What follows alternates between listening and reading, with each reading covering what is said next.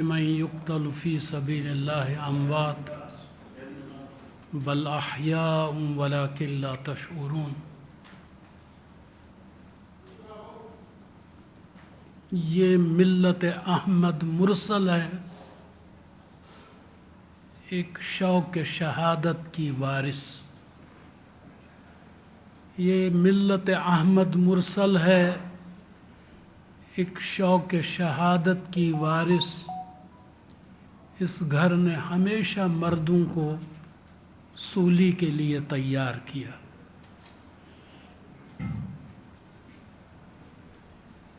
ये मोहम्मद अशरफ खान सहराई अलैहि रहमा का पसंदीदा शेर था, जिसे उनकी ज़ुबान से हमने अक्सर व बेशतर सुना है। और हकीकत ये है कि उन्होंने अपनी ज़िंदगी में बारामूला की दरसगाह में एक टीचर की हैसियत से भी काम किया।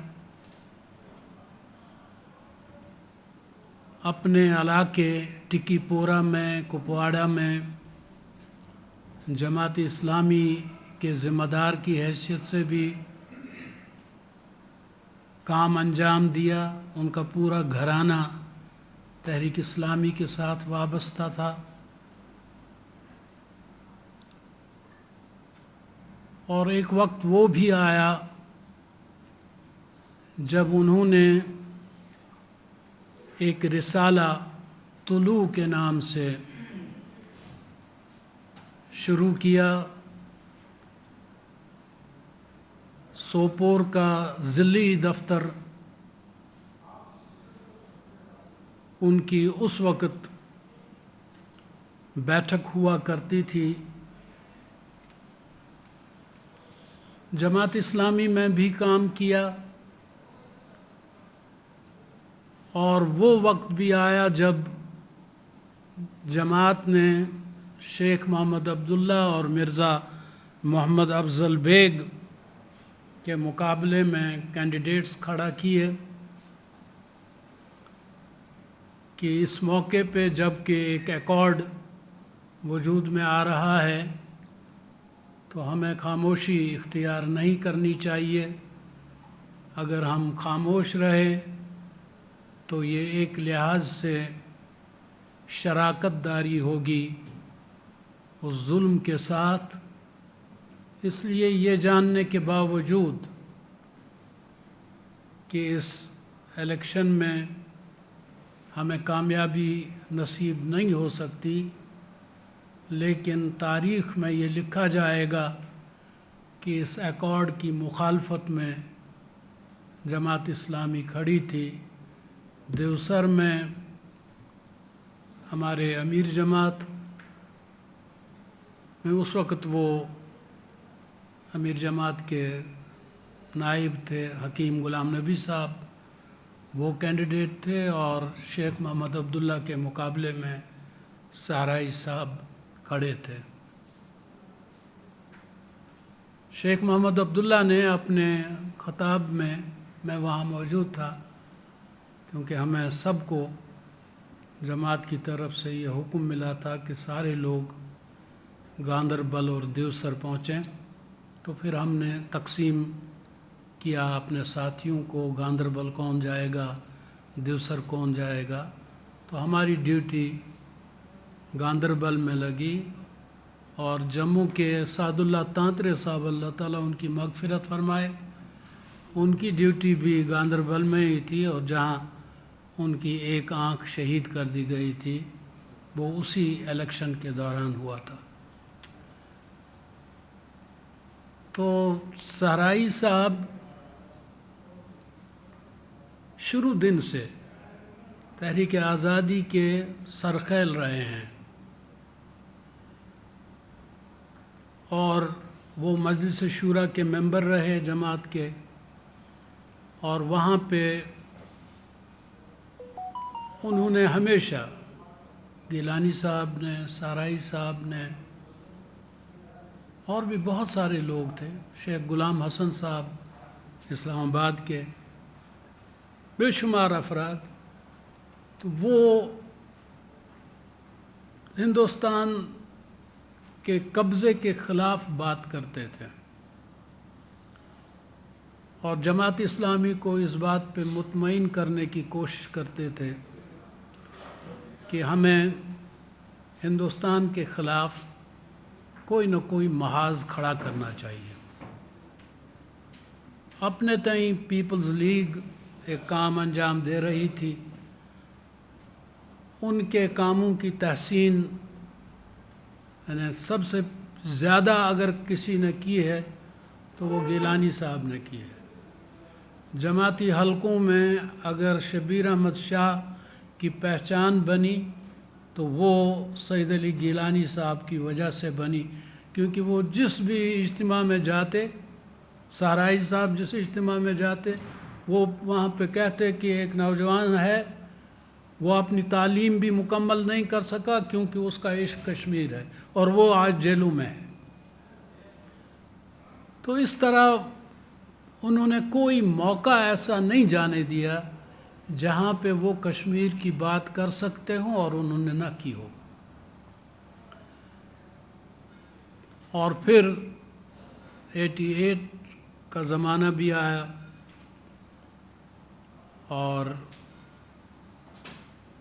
تحریک حریت وجود میں آئی، آل پارٹیز حریت کانفرنس بنی.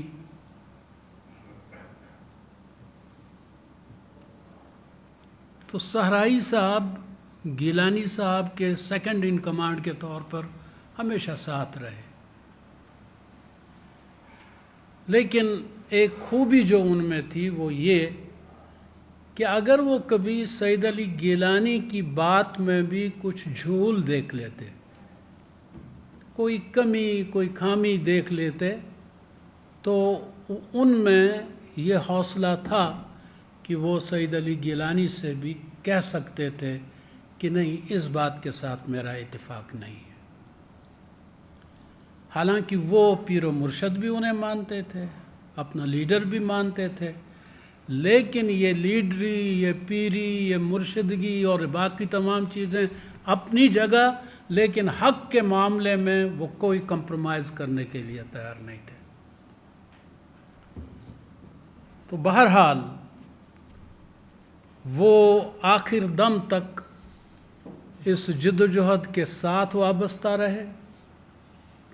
اور میں آپ کو یہ بھی بتانا چاہوں گا کہ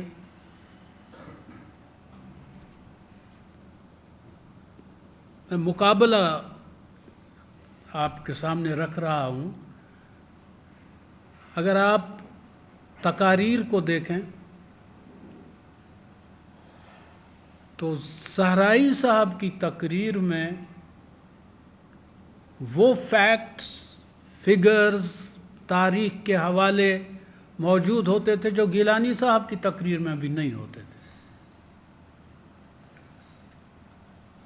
وہ اپنی تقاریر کو مزین کرتے تھے، مدلل بناتے تھے، زبردست اور زوردار بناتے تھے تاکہ سامع کے ذہن پہ اس کا نقش موجود رہے. تو حقیقت یہ ہے کہ وہ اس امر سے واقف تھے کہ ہندوستان انہیں زندہ نہیں چھوڑے گا. ان کے ساتھ جو ہماری گفتگو ہوئی وقتاً فوقتاً ٹیلی فون پہ اور خود ان کے ساتھ رہ کر، میں بحیثیت قائمی جماعت اس وقت ان کے ساتھ تھا جب وہ امیر ضلع تھے، میں قائمی ضلع تھا. اور پھر انہیں اسی حلقہ انتخاب میں بھیجا گیا ایز امیر ضلع. میں قائمی جماعت تھا، سیکرٹری جنرل جماعت کا تھا. اور میں نے یہ بھی دیکھا کہ کل کا قائمی جماعت مجھ جیسے ایک سب آرڈینیٹ کو، جو امیر ضلع تھا لیکن وہ مقام دیا کرتا تھا جو حقیقتاً میرا منصب تقاضا نہیں کرتا تھا، لیکن ان کی خواہش ہمیشہ یہ رہی کہ نئے نئے لوگ سامنے آ جائیں، تحریک آزادی کے لیے بھی، تحریک اسلامی کے لیے بھی۔ اور ان کی یہ سوچ تھی کہ جماعت اسلامی کا ایک بہت بڑا مشن ہے،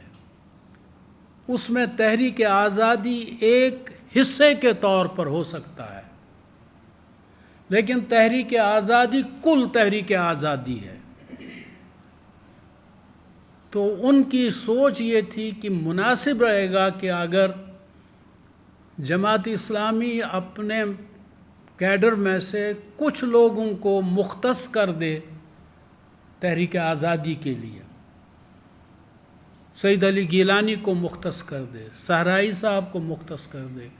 اور کوئی شخص ہے اس کو مختص کر دے اس کام کے لیے، تاکہ جماعت اسلامی اپنا دینی مشن جو ہے اس کو آگے بڑھاتی رہے، اور بجائے اس کے کہ کوئی لڑائی جھگڑا کر کے اس بات کو منوایا جائے، ان کی ہمیشہ سے یہ سوچ رہی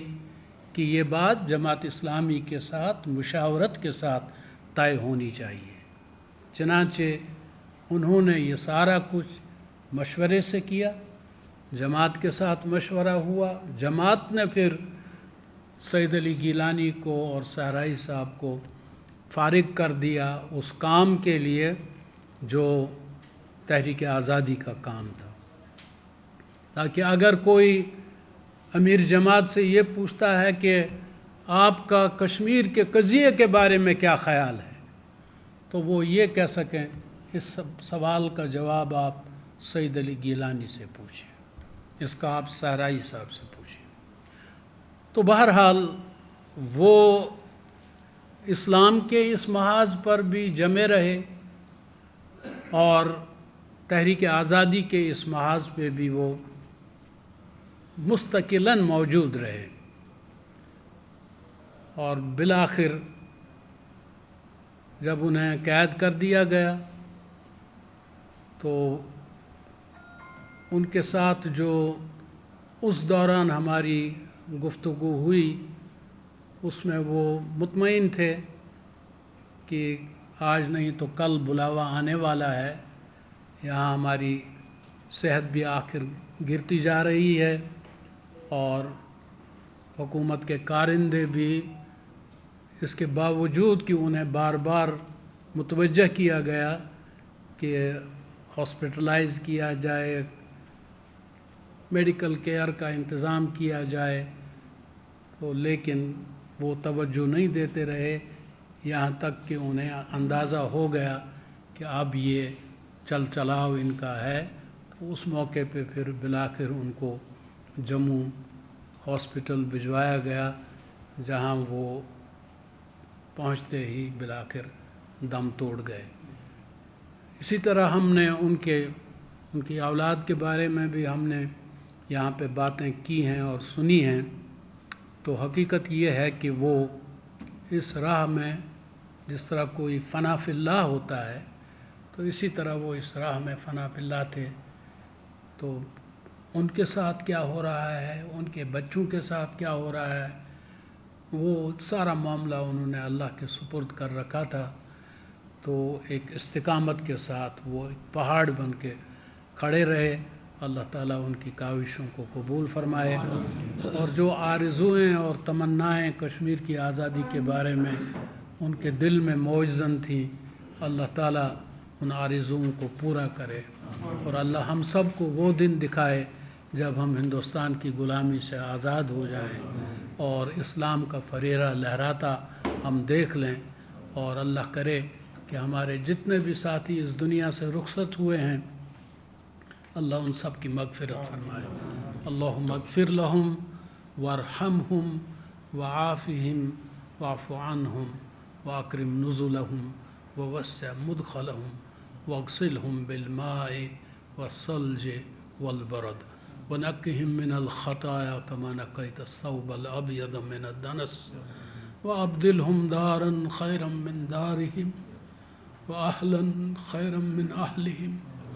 وزوجا خیرا من زوجہم وادخلهم الجنة وأعذهم من عذاب القبر ومن عذاب النار اللهم اجعل قبورهم روضة من رياض الجنة ولا تجعل قبورهم حفرة من حفرات النيران اللهم اغفر لكافة المؤمنين والمؤمنات والمسلمين والمسلمات الأحياء منهم والأموات إنك غافر الذنوب والخطيئات برحمتك یا ارحم الراحمین یا الہ العالمین۔ اس راہ میں جن لوگوں نے بھی قربانیاں دی ہیں ان کی قربانیوں کو قبول فرما، جو کوتاہیاں، کمیاں، لغزشیں ان سے سرزد ہوئی ان کو معاف فرما دے۔ یا اللہ ہم سب جو یہاں پہ بیٹھے ہیں، کھڑے ہیں، اور وہ لوگ جو اس ہماری تحریک کی حمایت پہ ہیں، اس کی پشت پہ کھڑے ہیں، اس کی حمایت کرتے ہیں، یا اللہ ان سب کو اجر عظیم سے نواز، اور جو کمیاں کوتاہیاں اس حمایت میں رہی ہیں بار الہ اپنی قدرت سے ان کمیوں کو دور کر دے، اور ہمیں وہ دن دکھا دے جس کے لیے ہم نے اپنے گھروں کو چھوڑا، اپنے رشتوں کو چھوڑا۔ یا اللہ ہماری آرزویں پوری کر دے، یا اللہ ہمیں وہ دن دکھا دے جس کی ہمارے دلوں کو تمنا ہے۔ یا اللہ ہماری آرزوؤں کو پورا کر دے، ہماری جائز امیدوں کو، تمناؤں کو پورا کر دے۔ ربنا تقبل منا انک انت السمیع العلیم وتب علینا انک انت التواب الرحیم وصلی اللہ علی سیدنا محمد وعلی آلہ وصحبہ اجمعین۔